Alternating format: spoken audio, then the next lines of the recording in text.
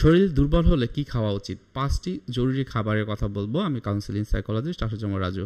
আপনাদের অনেকেই আছে যে বিভিন্ন রকমের দুর্বলতার কথা বলেন। সেই দুর্বলতা যখন হয় অনেক সময় শরীরের কারণে হয়, অনেক সময় মনের কারণে হয়। মনটা যদি অনেক ভারাক্রান্ত থাকে, অনেক ডিপ্রেশন বা অ্যাংজাইটি থাকে বা অন্য যে রোগগুলো যদি থাকে, তখন কিন্তু অনেক সময় শরীর দুর্বল হয়ে পড়ে। কারণ ওটা নিয়ে বিভিন্ন রকমের নেতিবাচক চিন্তা করতে করতে শারীরিক ও মানসিকভাবে আপনি অনেক সময় দুর্বলতা বোধ করেন। তাহলে কিছু খাবার আছে যে খাবারগুলো যদি আপনি খান এবং সেগুলো সহজলভ্য এবং আপনার আশেপাশেই রয়েছে।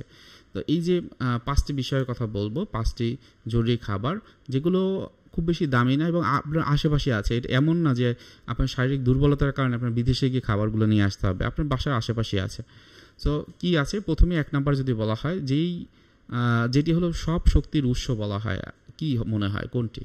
সেই দুধ, ডিম এবং কলা, সেগুলো আপনি খেতে পারেন। কলা এনে রাখতে পারেন, কাঁচা রেখে খেতে পারেন, ডিম ফ্রিজে রাখা যায় এবং দুধও কিন্তু ফ্রিজে রাখা যায়, আপনারা খেতে পারেন।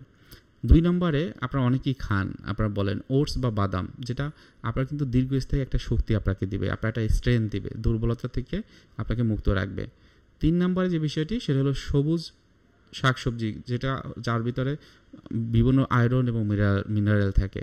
সো এগুলো কিন্তু আপনার আশেপাশেই থাকে, আপনার বাসার আশেপাশেই আছে, সেগুলো আপনারা খেতে পারেন। অনেকের সময় যে আমরা 4 নম্বরে যে বিষয়টি বলবো সেটা হলো লাল মাংস বা মাছ, এগুলোর ভিতরে প্রোটিন থাকে। সো এগুলো কিন্তু আপনার হয়তো বা আপনি বিভিন্ন রকমের গরু বা ছাগল যদি থাকে, এগুলো কিন্তু পশুপালন আপনারা কিন্তু করতে পারেন বাসাতে। আবার অনেক সময় যে প্রোটিনের জন্য যে মাছ দিতে হয়, আপনার যদি কোনো একটা জায়গা থাকে, সেখানে যদি কিছু জায়গা থাকতে আপনার প্রোটিনের যে পূরণটা সেটা আপনি করতে পারেন শুধুমাত্র মাছ চাষ করে। তারপর 5 নম্বর যে বিষয়টি সেটা হলো পানি ও লেবু পানি। এখন পানিটা কিন্তু আমাদের কি হয়, আমার কি হয়, ডিহাইড্রেশন হয়ে যায় না?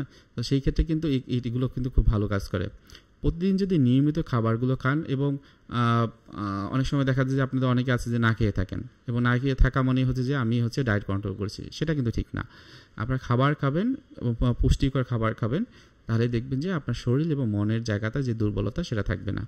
এবং এর সাথে মনের বিষয়টা একটু আমি বলে নেই। অনেক সময় দুর্বলতা বোধ বিভিন্ন কারণে হয়, মন কষ্টে থাকলে সেক্ষেত্রে আপনার কথাগুলো গোপন রাখবে, খুব কাছাকাছি যিনি আছে তার সাথে শেয়ার করতে পারেন।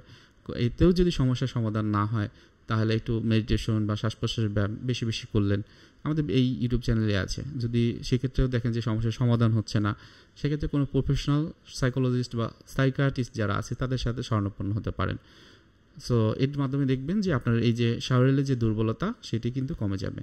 তো আজকে ভিডিও এখানে রেখে দিচ্ছি। কারো কোনো প্রশ্ন থাকলে অবশ্যই কমেন্টে জানাবেন। ভালো থাকেন, সুস্থ থাকেন। আসসালামু আলাইকুম।